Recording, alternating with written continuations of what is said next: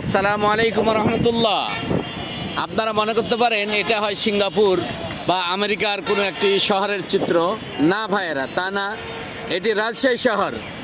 আমরা দেখতে পাচ্ছি যে রাজশাহী শহরের রেল স্টেশন আপনারা দেখতে পাচ্ছেন ভিডিওতে।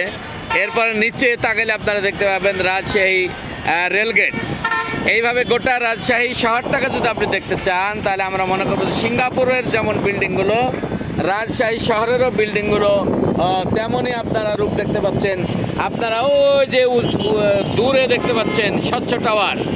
স্বচ্ছ টাওয়ার সহ গোটা স্বচ্ছ টাওয়ারের পাশে রাজশাহী সাহেব বাজার কি দেখবেন, খালি বিল্ডিং আর বিল্ডিংয়ে ভরপুর। এইভাবে গোটা রাজশাহী বিল্ডিংয়ে ভরপুর। শুধু রাজশাহীতে যে বিল্ডিংয়ে আছে তা নয়, আপনারা দেখেন যে সবুজ রাজশাহী।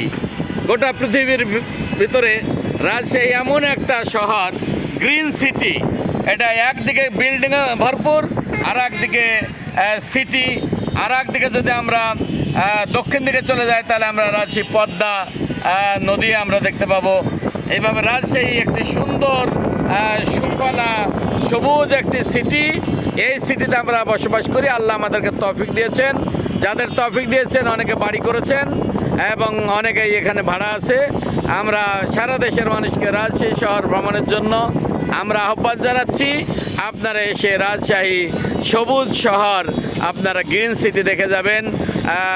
সকলকে ধন্যবাদ, মোবারকবাদ জানাচ্ছি। আমরা ভিডিওতে আমাদের ইউসেফ স্কুলের সিনিয়র শিক্ষক জনাব শহীদুল ইসলাম ভাইকে আমরা দেখছি। এইভাবে আমরা এই 11তলা বিল্ডিং থেকে উঠেছি, আমরা এই ভিডিওটি করছি। রাজশাহীতে 11তলা বিল্ডিং এটি একটা মামুলি ব্যাপার, সচরাচর ব্যাপার। যে বিল্ডিংগুলো দেখছেন, অনেক বিল্ডিংই 10তলা, 11তলা, 15তলা, 20তলা।